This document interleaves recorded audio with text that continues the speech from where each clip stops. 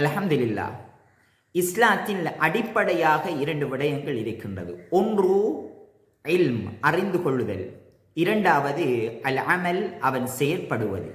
மார்க்கம் சொல்கின்ற பொழுது ஃபஅலம் அன்னஹு லா இலாஹ இல்லல்லாஹ், அறிந்து கொள்ளுங்கள் என்று முதலாவதாக சொல்கின்றது.